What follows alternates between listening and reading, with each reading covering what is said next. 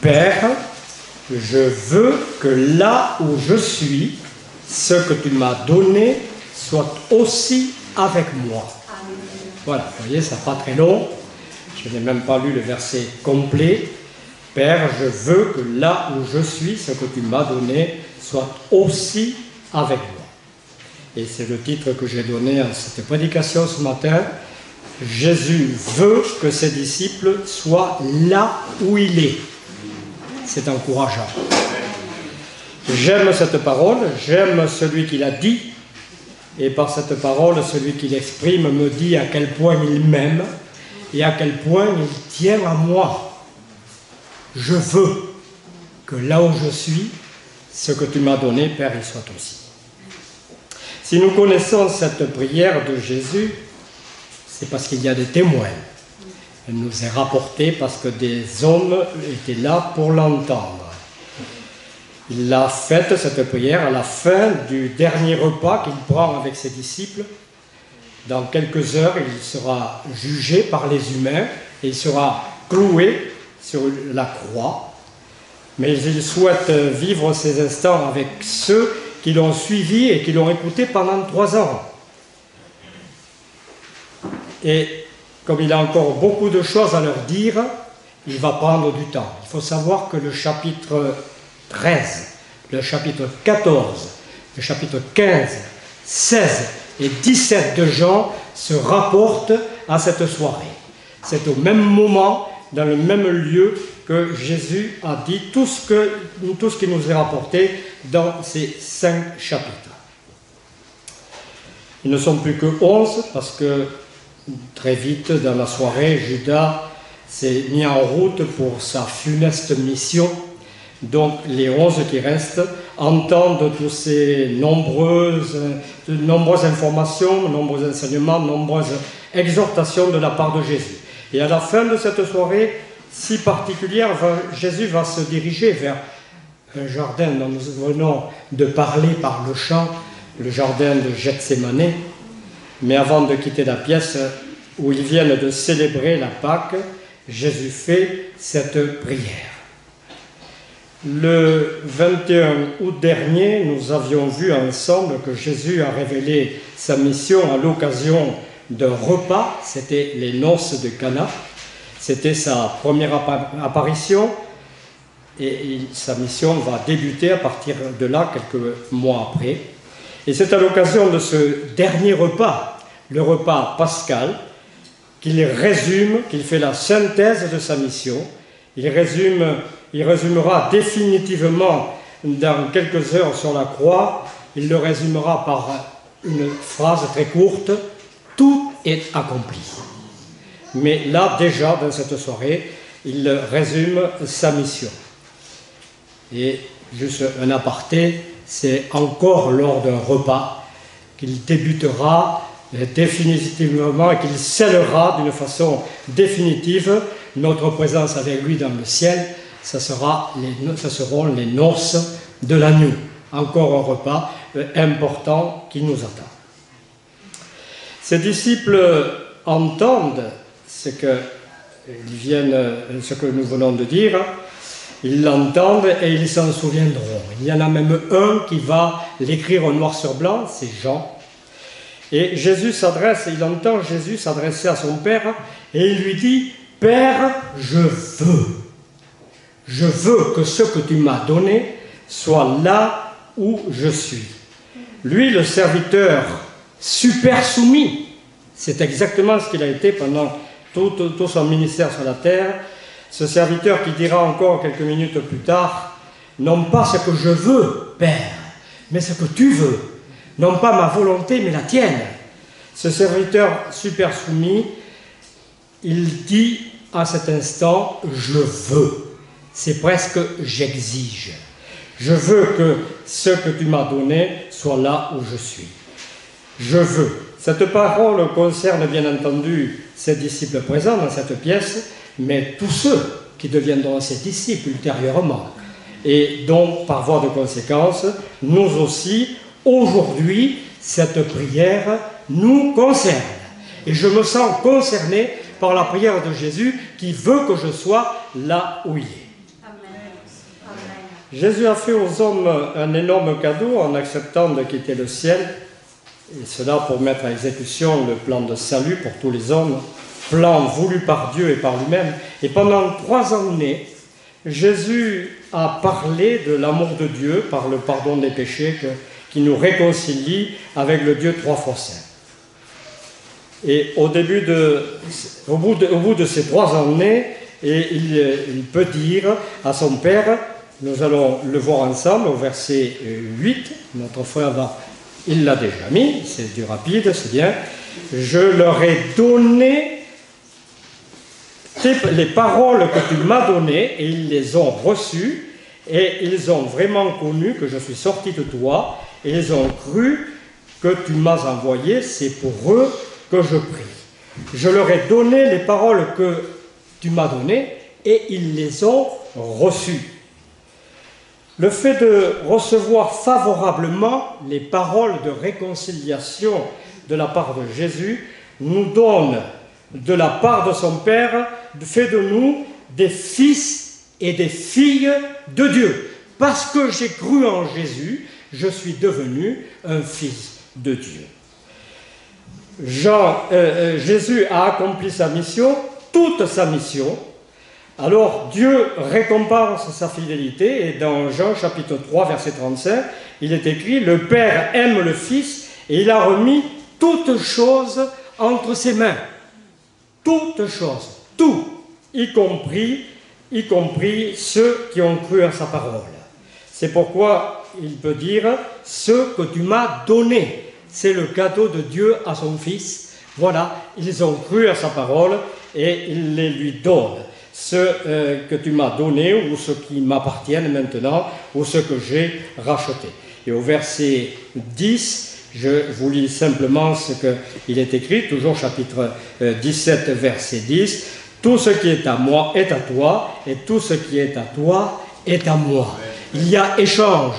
Nous appartenions à Dieu et il nous a donné à son Fils Jésus, parce qu'il a tout remis entre ses mains. Maintenant, je lui appartiens. Il me paraît important de noter que Jésus parle au présent. Je ne sais pas si vous l'avez remarqué, mais nous avons lu « Je veux que ce que tu m'as donné soit là où je suis avec moi. » Où est-il Jésus à ce moment-là, à ce moment précis? Je ne pense pas qu'il y ait beaucoup de doutes à ce sujet. Jésus est sur la terre. Il n'a pas encore été arrêté, il n'a pas encore été jugé, il n'a pas encore été condamné, il n'a pas encore été crucifié, et forcément, il n'a pas encore été ressuscité. Alors, est-ce que Jésus voudrait que, comme le pensent les adeptes d'une certaine religion, nous passions l'éternité avec lui sur cette terre? Non, probablement pas, puisque cette terre va être détruite et qu'il va y en avoir une autre. Mais pas sur cette terre-ci.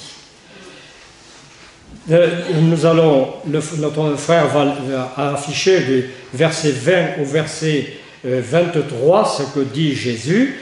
Il dit « Ce n'est pas pour eux seulement que je prie, mais encore pour ceux qui croiront en moi par leur parole, afin que tous soient un, comme toi, Père, tu es en moi, et comme moi je suis en toi, afin que eux aussi soient un en nous, pour que le monde croie que tu m'as envoyé.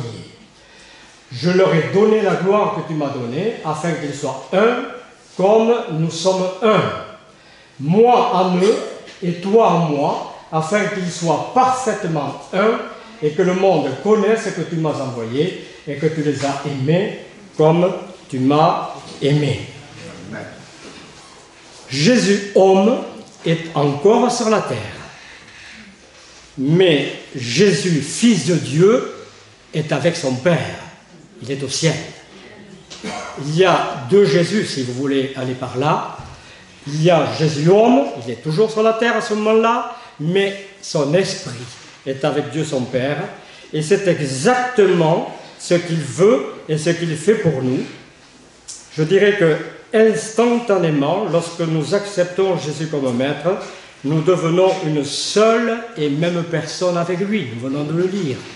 Nous sommes un en Dieu, un en Jésus. Comme ils sont un ensemble, nous sommes un avec eux. Nous sommes amalgamés à Dieu et à Jésus, une seule et même personne. Jésus, au moment où il prie, est encore sur la terre comme nous-mêmes. Nous sommes encore sur la terre physiquement, mais spirituellement, comme Jésus, nous ne sommes plus sur la terre. Je ne sais pas ce que vous en pensez, comment vous voyez la chose, mais au verset 16, je lis, Jésus dit, ils ne sont plus du monde comme moi, je ne suis plus du monde.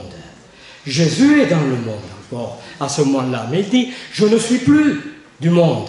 Et exactement de la même manière, nous aussi, nous ne sommes plus du monde dès l'instant où nous avons été reçus par lui comme fils et comme fille. Mais quel miracle, quelle grâce, quel cadeau qu'il nous a fait. Paul l'exprime à sa manière dans 2 Corinthiens au chapitre 5 et les versets 17 et 18, 2 Corinthiens. Si quelqu'un est en Christ, il est une nouvelle créature. Les choses anciennes sont passées, voici, toutes choses sont devenues nouvelles. Et tout cela vient de Dieu qui nous a réconciliés avec lui par Christ et qui nous a donné le ministère de la réconciliation. Nouvelle personne, nouvelle nature, nouvel esprit. Je suis avec mon corps sur la terre, mais mon esprit est dans le ciel, parce qu'il est avec Jésus. Ça n'est pas une utopie, ça n'est pas un fantasme, c'est une réalité, c'est exactement ce que dit Jésus, et je le crois. Dans Colossiens, chapitre 1er, les versets 12 à 14, Paul dit ceci, il dit « Rendez grâce au Père, qui vous a rendu capable d'avoir part à l'héritage des saints dans la lumière, qui nous a délivrés de la puissance des ténèbres et nous a transportés dans le royaume du Fils de son amour. » Je n'invente rien.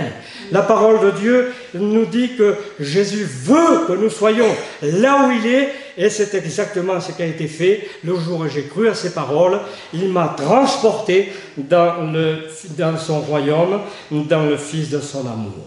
Jésus est roi, et il nous fait un cadeau royal d'être spirituellement dans son royaume. Et exactement là où il est, et cela au présent. En préparant cette prédication, j'ai été confronté à un dilemme. J'avais deux options. La première, c'était d'approfondir cette pensée de notre présence avec Jésus. Et puis une deuxième option, c'était d'élargir le sujet avec deux autres points. Et clairement, je pense que ça pourra être utile ce matin, clairement, j'ai compris qu'il fallait que je prenne la deuxième option. Il est bien évident que la première n'est pas complète. Tout n'est pas dit sur notre présence avec Jésus. Il y a tellement d'autres choses à dire, mais j'ai pris donc cette deuxième option de traiter cette prédication en 3 points. Donc mon premier point était le « je veux » de Jésus. Son « je veux », c'est que je sois avec lui, là où il est. Mais nous allons passer au deuxième point maintenant, qui est le « je veux » d'une autre personne. Parce que nous sommes confrontés à une deuxième personne qui a aussi son importance et qu'il convient surtout de ne pas sous-estimer. Son nom est Satan. Satan est une personne qui évolue sous forme d'esprit. Son origine est glorieuse. Il a été créé par Dieu pour être un ange de classe supérieure, un archange, ayant une place prépondérante dans le ciel avec certainement de grandes responsabilités. Je dirais que ça devait être un ange chef, parce qu'il y a aussi une hiérarchie dans le ciel. Il y a 15 jours, du 4 décembre, notre pasteur, M. Bassidjé, nous a parlé de Lucifer, l'ange de lumière. Je crois que nous étions tous attentifs à ce qu'il disait. Je l'étais aussi, mais moi j'avais une crainte. Je me disais, il est en train de me piquer ma prédication. J'avais peur qu'il aille trop loin. Il a donné quelques détails, effectivement, mais finalement il y a de la place pour tout le monde. Et je me disais, mais il me prend mon sujet. Parce qu'il y a un petit moment, quelques jours déjà que je calcule, que je travaille dessus, et j'avais peur qu'il aille trop loin. Mais il s'est arrêté assez vite, heureusement. En imaginant un instant la quantité de démons qui occupent l'espace spirituel sur cette terre, et M. Bassiger nous a rapporté qu'un tiers des anges avaient suivi le super-ange Lucifer, et qui ont comme lieu de prédilection les êtres humains comme habitation. On peut conclure que le nombre d'anges sous les ordres de Satan devait être considérable. Très, très nombreux. Un simple exemple, lorsqu'il a délivré Marie de Magdala, il l'a délivrée de 7 démons. Une seule personne avait 7 démons. Mais un jour, Jésus est allé à Gadara, le pays des Gadaréniens. Et il s'est approché d'un cimetière où il y avait 2 personnes qui étaient là, très dangereuses, très méchantes, et on évitait ce cimetière tellement ils étaient dangereux. Et Jésus, qui sait tout, s'est adressé probablement au chef de ces démons qui occupaient ces 2 Gadaréniens, et il lui a demandé « Quel est ton nom ?» Il lui a répondu « Légion ». Juste pour information, le mot « légion » dans l'armée romaine, c'était quelques 6000 personnes. Alors je ne sais pas s'il y avait 6000 démons dans ces 2 personnes, mais ça n'est pas dit au hasard. En tout cas, ils ont imploré Jésus et ils lui ont dit « Ne nous envoie pas dans les endroits arides, tu veux bien qu'on aille dans les cochons qui sont là ?» Il y avait un troupeau de cochons, il y avait quand même pas loin de 2000 cochons. Et ces démons sont allés dans ces cochons, et ces 2000 cochons sont allés se perdre dans l'eau, ils se sont noyés. Il y en a ailleurs, il n'y a pas que eux qui avaient des démons sur la terre. Je crois qu'effectivement le nombre était considérable. Alors cette position super privilégiée a rendu Satan à ce point orgueilleux qu'il s'est considéré être au moins l'égal du Dieu créateur, et son orgueil démesuré l'a incité à se mettre à son compte. Il a pris ses distances avec Dieu, il a essayé de lui voler la suprématie. Il a convaincu, je dirais même séduit, une foule innombrable d'anges qui sont devenus ses propres serviteurs dans son entreprise personnelle. Et d'anges, ils sont devenus démons. Ayant fait leur choix et pris leurs responsabilités, Dieu a pris les siennes, normal. Il les a jugés et, séance tenante, il les a exclus de son ciel de gloire et a créé pour eux ce lieu que la Bible nomme le lieu des tourments. Il est préparé pour justement Satan et tous ses démons. Il les a exclus, mais Satan et tous ses démons connaissent ce lieu qui les attend, et qui les attend pour toute l'éternité, et sans nul doute ils en connaissent les caractéristiques, et ils ne sont pas du tout pressés d'y aller. Si on revient au démoniaque de Gadara, le chef peut-être s'est adressé à Jésus et lui a dit « Es-tu venu ici pour nous tourmenter avant le temps ?» Ça veut dire qu'ils savent parfaitement où ils vont, ils savent comment ils vont y être envoyés, la seule chose qu'ils ne savent pas c'est quand. Mais le temps, il existe et ils le savent. Ils savent qu'il y a un temps pour aller dans le lieu des tourments. Es-tu venu ici pour nous tourmenter avant le temps? Satan a suivi de près la création du monde dans lequel Dieu a placé le premier couple. Il sait qu'ils ont reçu ce territoire en responsabilité. Ils ont reçu la gestion de ce lieu de vie si bien ordonné pour leurs besoins, pour leur plaisir, pour leur confort. Alors Satan n'a pas perdu de temps, il s'est dit mais comment des êtres humains auraient-ils plus de pouvoir que moi? Mais c'est insupportable. C'est une idée que Satan n'a pas supportée. Il a donc utilisé la même méthode qu'il avait utilisée avec les habitants du ciel, c'est-à-dire les anges à ce moment-là. Il les a fait douter. Il les a fait douter de Dieu, de ses paroles, de ses plans, de ses dons. Et j'imagine bien Satan dire à ses amis les anges, si vous me suivez, vous serez tous des dieux vous-même. Ras-le-bol de ce Dieu unique à qui qu'il faut toujours servir. Il y en a marre. On va se débrouiller tout seul. Et moi je vais devenir un Dieu important, mais vous serez tous des dieux. Mais il a dit pareil à Adam et Ève. C'est exactement la même chose qu'il leur a dit. Et il leur a dit, si vous me suivez, vous serez des dieux, vous serez comme des dieux. Voilà exactement la parole qu'a reprise Satan, certainement. Hélas, Adam et Ève ont douté des paroles dites par Dieu, ils ont cru aux paroles dites par Satan, ils lui ont obéi. Résultat, Satan leur a volé leur prérogative de gestionnaire de la terre et il est devenu le nouveau maître des hommes, mais aussi de leur lieu de vie. Et ni Dieu, ni Jésus, encore aujourd'hui, ne lui contestent ce droit volé.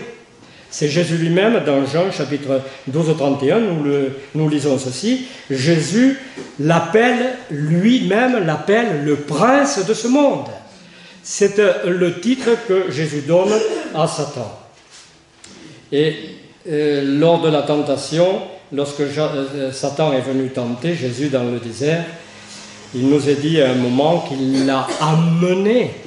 Il a quand même ce pouvoir-là. Il a amené Jésus en haut d'une haute montagne. Il lui a montré tous les royaumes de la terre. Il lui a dit, si tu te prosternes et m'adores, tout ce que tu vois, je te le donnerai. Jésus ne lui a pas dit, c'est pas à toi. Jésus n'a pas répondu. Il sait qu'il est le gestionnaire de la terre, qu'il est le prince de ce monde. Seulement, toujours dans Jean chapitre 12, verset 31, Jésus dit à ses disciples, le prince de ce monde sera jeté dehors. Ça n'est pas fait encore. C'est au futur, celui-là, cette fois-ci. Le prince de ce monde sera jeté dehors, expulsé une deuxième fois de la terre, cette fois-ci. Et dans Jean chapitre 16, verset 11, il dit par contre, Jésus dit, le prince de ce monde est jugé. Là, c'est au présent, c'est fait. C'est une chose entendue. Le prince de ce monde est jugé, mais il n'est pas encore expulsé. Il est bien là, et vous le savez. Et vous payez pour le savoir, Jésus est toujours le prince de ce monde. Cela, Satan le sait aussi. Et c'est pourquoi il travaille beaucoup. C'est pourquoi il travaille sans relâche, car il dit, lui aussi, il dit, je veux que le plus grand nombre soit là où je serai. Il n'y est pas encore. Il n'est pas pressé d'y aller, nous l'avons dit. Mais là où je serai, je veux que le plus grand nombre soit avec moi. C'est-à-dire le lieu des tourments. Voilà le grand amour de Satan pour nous. Il nous veut avec lui dans le lieu des tourments. En préparant ce message, il m'est revenu une image que j'avais entendu utiliser par un pasteur, j'avais une douzaine d'années. C'est quand même pas hier. Et j'avais une douzaine d'années lorsque j'ai entendu ce pasteur, je me rappelle encore de son nom, il s'appelait M. Aubert, il était pasteur à Toulon. Il avait adapté cette image à son message. Et je vais l'utiliser à mon tour, je ne l'ai jamais fait depuis 60 ans, je ne crois pas. Je ne me souviens pas avoir réutilisé cette image-là, mais je vais le faire aujourd'hui. Je vais la repeindre, mais avec mes mots, en l'adaptant à mon message d'aujourd'hui. Il s'agit d'une personne qui déambule dans une foire, enfin ce qu'on appelle aujourd'hui un vide-grenier. Dans ces endroits où il y a une quantité d'objets anciens, très souvent très rouillés. Et notre visiteur, attiré par une exposition d'objets atypiques, s'approche et il voit que tous les objets qui sont là sur la table sont tous très usés, certains plus que d'autres, mais tous très brillants, très affûtés, très bien aiguisés. Alors intrigué, le client potentiel lui dit « Mais pourquoi vos outils sont-ils à la fois si usés et si brillants ?» Et le propriétaire lui répond, c'est parce que je les utilise depuis très longtemps, ils sont très usés mais toujours très efficaces. Et si tout le monde, s'il y a tant de monde qui s'approche de mon stand, s'il y a tant de monde qui s'approche de moi, c'est parce que je leur offre brille beaucoup. Et le client, très intrigué, lui demande, mais celui-là, si usé, comment l'appelez-vous? Et le propriétaire lui répond, je l'appelle doute. C'est le plus ancien, c'est celui que j'utilise depuis longtemps, le doute. Mais combien le vendez-vous? Mais je n'en vends aucun. Je donne juste, je fais juste des prestations au coup par coup que je fais payer très cher, mais au coup par coup et adapté à chacun. Mais quel est votre type de clientèle? Mais tout le monde. Mais pour mon instrument, le doute, j'ai un plaisir particulier à l'utiliser pour des gens qui croient Dieu, ce que l'on appelle les chrétiens. Alors, je ne réussis pas à tous les coups, mais j'ai quand même pas mal de réussite. Et quand je n'y arrive pas, ou mal, alors, vous voyez, j'en ai un autre outil là. Celui-là, je l'appelle découragement. Il est également très usé parce que je m'en suis aussi beaucoup servi. Mais sur pathos-là, j'en ai beaucoup d'autres, l'orgueil, la méchanceté, la haine, l'infidélité, la maladie sexuelle, enfin voilà. J'en ai toute une collection que j'adapte au fur et à mesure. Et le dernier que vous voyez là, au fond, là, au bout de la table, celui-là, il a plusieurs noms, je l'adapte aux circonstances. Parfois, je l'appelle maladie infantile, parfois, je l'appelle maltraitance, ou bien maladies incurables, ou bien accident, ou bien meurtre. Alors, je résume avec un seul mot, je l'appelle mort. Vous avez reconnu que je veux parler de Satan, l'inventeur du malheur qui vend si cher ses prestations. Et son « je veux » à lui, c'est que le plus grand nombre meure et le plus vite possible. J'ai entendu cette semaine, parmi d'autres informations, qu'il y aurait dans le monde un enfant qui meurt de maltraitance toutes les 10 secondes. Ça fait beaucoup. Et je me suis dit à ce moment-là, ça correspond exactement à ce que je veux dire. Tous ces enfants qui meurent si tôt, au moins eux, ils n'auront pas toute la vie devant eux pour entendre l'évangile. Pour eux, c'est classé. Ils n'entendront pas l'évangile. Pareil pour ces jeunes qui se croient tout permis, qui vont faire des excentricités en moto, en voiture, ou dans les soirées où l'on boit beaucoup, etc., etc. Tous ces jeunes qui vont mourir rapidement, pareil, c'est gagné. Ils n'ont plus la vie pour eux, ils n'ont plus la vie devant eux pour écouter l'évangile. Et si cela ne réussit pas, ben, Satan recommencera. Il réussira pendant toute la vie. Toute la vie, il réussira sans arrêt. Jean, qui a écrit l'évangile où nous avons tiré notre lecture tout à l'heure, il a écrit également le livre de l'Apocalypse parce qu'il a eu cette chance, lui, d'avoir été enlevé dans le ciel et de visiter le ciel. Il y a vu et entendu des choses. Dans l'Apocalypse, chapitre 20 et verset 10, nous dit qu'un jour arrive, un beau jour arrive. Le diable, il est séduisé, fut jeté dans les temps de feu et de soufre, où sont la bête et le faux prophète. Ils seront tourmentés jour et nuit au siècle des siècles. Enfin, ça va arriver ce jour. Mais il n'est pas arrivé. Nous en sommes toujours là. Et le diable nous a dit qu'il tourmente ceux qui appartiennent à Dieu, même les autres, il les tourmente jour et nuit, nous est-il dit. Mais un jour, ce pouvoir lui sera ôté, enfin, il ne sera plus l'être dangereux que nous connaissons aujourd'hui. Premier point, le « je veux te donner la vie » de Jésus. Deuxième point, le « je veux te vendre la mort » de Satan. Troisième point, pour départager ces deux personnes qui nous présentent deux programmes aussi différents l'un de l'autre, il est nécessaire qu'une troisième personne tranche, décide. Et cette troisième personne, c'est vous-même et c'est moi-même. Et seulement vous, seulement moi, pouvons dire « je veux ». C'est moi qui, par mon « je veux », va faire que je m'oriente vers la vie ou que je m'oriente vers la mort pour toute l'éternité. Et c'est moi qui vais faire ce choix-là. Tant que je vis, je réfléchis, donc je suis encore en mesure de faire mon choix et de répondre ou pas à la proposition de Jésus qui me dit qu'il me veut avec lui là où il est. C'est mon seul choix qui est déterminant. Alors j'avais noté quelques pensées maintenant pour les candidats au baptême cet après-midi. Bon, il y en a un qui va entendre, pas les deux autres, mais peut-être auront-elles l'occasion de l'entendre autrement. Je m'adresse donc à ces candidats-là, ces candidats au baptême cet après-midi.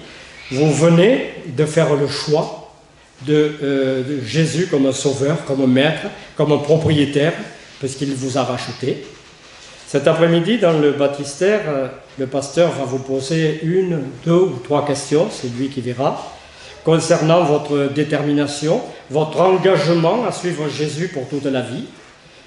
Alors, je ne doute pas qu'aujourd'hui, vous avez complètement envie de répondre oui.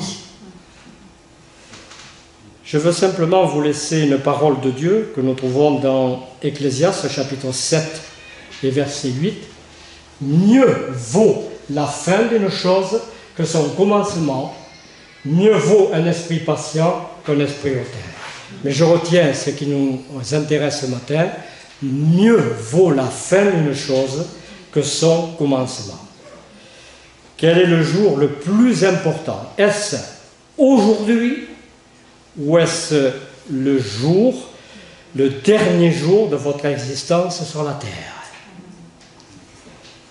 En octobre 1959, il y a un peu plus de 57 ans maintenant, j'ai moi-même répondu oui dans le baptistère à mon pasteur. C'était aussi mon papa biologique, mais c'était également mon pasteur. Et quand il m'a posé la question, est-ce que tu veux marcher avec Jésus toute ta vie? J'ai répondu oui. Ça fait un peu plus de 57 ans. Mais pour moi, le jour le plus important n'est pas ce jour d'octobre 59. C'est aujourd'hui le jour le plus important. Parce que aujourd'hui encore, je dis à Jésus, je veux rester avec toi là où tu es. Aujourd'hui, je dis encore cela. Ce que j'ai dit il y a 57 ans, ça ne compte plus. C'est trop loin. Où en serez-vous de votre détermination d'aujourd'hui dans 1 an, 10 ans, 20 ans ou plus? Où en serez-vous? Vous aurez eu entre-temps 500 fois, 1000 fois l'opportunité de changer, de rechanger de propriétaire. Ce n'est pas la détermination d'aujourd'hui qui compte. C'est celle que vous aurez dans 10, 20, 30 ou 40 ans. Aujourd'hui est plus important que quelques années en arrière. 2 maîtres très différents veulent votre éternité. Encore Jean, dans le ciel, qui a vu, qui a entendu des choses, nous dit ce qu'il a entendu au chapitre 12 de l'Apocalypse, chapitre 12 et verset 10.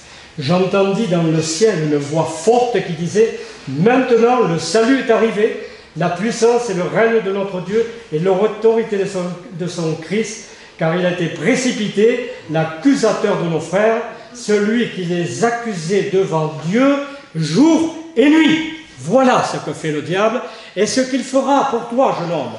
Si dans 10 ans tu es encore en vie, sache que jour et nuit, Satan ne te réclamera à Dieu. C'est ce qu'il fait absolument tous les jours et toutes les nuits, sans arrêt. Sans arrêt, il vient à la rescousse et il veut notre âme. Dans Job, chapitre 1, verset 6 et au chapitre 2, verset 1, nous voyons Satan qui vient se présenter devant l'Éternel parce qu'il a envie de tourmenter Job. Et il vient voir Dieu en lui disant « Laisse-moi tourmenter Job, laisse-moi tourmenter Job. » Et ce qui me surprend toujours, c'est de voir Satan s'entretenir personnellement avec Dieu, avec l'Éternel. C'est impressionnant cela. Il est le prince de la terre, il ne faut pas oublier. C'est quand même encore quelqu'un d'important et Dieu le prend au sérieux aussi. C'est pour ça que je disais au début que c'est une personne à ne pas sous-estimer, surtout pas. Il s'entretient personnellement avec Dieu jour et nuit. Alors si une personne ce matin, j'ouvre une parenthèse un petit instant, si une personne ce matin est tentée de penser que Dieu n'est pas au courant de nos épreuves, il n'est pas au courant puisqu'il ne nous répond pas, il ne répond pas à ma prière, il ne fait rien pour nous aider. Si quelqu'un est tenté de penser que Dieu n'est pas au courant, rappelez-vous de ces versets. Satan se présente devant l'Éternel jour et nuit pour vous réclamer, jour et nuit. Et Satan ne peut pas nous éprouver, il ne peut pas éprouver ceux qui appartiennent à Dieu sans son autorisation. Alors, l'idée d'être tourmenté, d'être mis à l'épreuve était insupportable, je le comprends. Vous ne supportez pas cette idée-là. Alors Dieu nous a laissé une consolation. C'est dans 1 Corinthiens chapitre 10 et au verset 13 où le Seigneur nous a laissé cette consolation. Aucune tentation qui ne vous est survenue qui n'ait été humaine. Dieu est parfaitement au courant, il la gère, il la maîtrise. Et Dieu qui est fidèle ne permettra pas que vous soyez tentés au-delà de vos forces, mais avec la tentation, il préparera aussi le moyen d'en sortir afin que vous puissiez la supporter. Dans Luc maintenant, chapitre 22, verset 31, une autre pensée. Le Seigneur dit, Simon, Simon, Satan vous a réclamé pour vous cribler comme le froment. La suite, s'il vous plaît, il y a une suite très intéressante. Le verset 32. Je vais le dire, je la connais. Satan vous a réclamé pour vous cribler comme un froment, mais j'ai prié pour toi afin que ta foi ne défaille pas.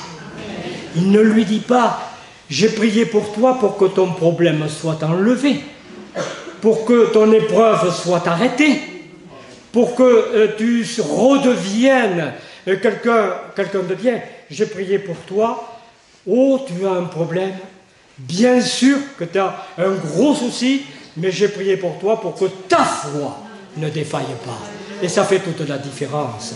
Mes frères et sœurs, que votre foi ne défaille pas, même si l'épreuve est importante, même si elle paraît vous dépasser, même si vous ne la comprenez pas, même si elle est insupportable, et je le comprends, mais que ta foi ne défaille pas, c'est ce que fait Jésus. Jésus prie pour toi, Jésus prie pour moi, pour que ma foi ne défaille pas, parce qu'il sait très bien que moi tout seul, je vais peut-être défaillir, oui, certainement même, je défaillerai tout seul.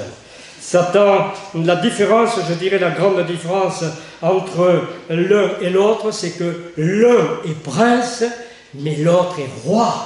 Et je suis entre les mains du roi, je suis entre les mains de Tout-Puissant, de celui qui peut me venir en aide. Satan ne lâche jamais, mais Jésus veille toujours. Satan ne lâchera jamais, mais Jésus veillera toujours. Deux maîtres très différents nous veulent dans leur équipe. Ce sera toujours et tous les jours une compétition entre les deux. Satan négociera tous les jours pour nous cribler, pour nous faire douter. Ce sera parfois compliqué, lourd et incompréhensible. Mais seul votre « je veux » fera la différence.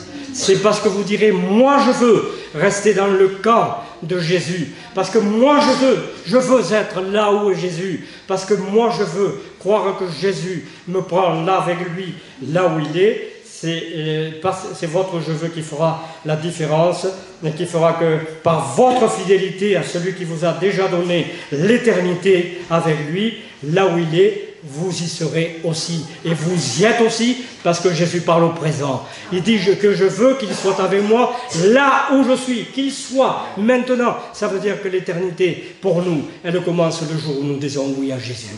C'est ce jour-là que l'éternité commence. Alors à tous ceux qui, quel que soit votre âge ce matin, vous qui n'avez pas encore fait le choix définitif entre les deux maîtres, sachez que vous ne pouvez pas servir deux maîtres à la fois. Nous allons le lire dans Matthieu chapitre 6, verset 24. Nul ne peut servir deux maîtres. Ou il haïra l'un et aimera l'autre, ou il s'attachera à l'un et méprisera l'autre. Vous ne pouvez servir Dieu et Mammon. Vous êtes le seul décideur, le seul arbitre pour déterminer où vous passerez l'éternité. Les deux ne sont pas et ne seront jamais au même endroit. La Bible nous dit que l'un est en haut et que l'autre sera en bas. Il n'y est pas encore, mais nous avons vu tout à l'heure que ça vient. Et qu'un jour il sera dans le lieu des tourments. L'un est en haut, l'autre sera en bas.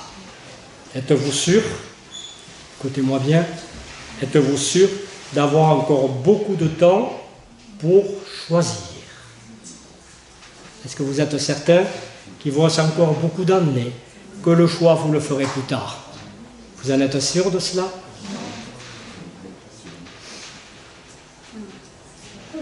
Je voudrais que nous nous associons à l'apôtre Paul pour vous dire, nous vous en supplions au nom de Christ, soyez réconciliés avec Dieu.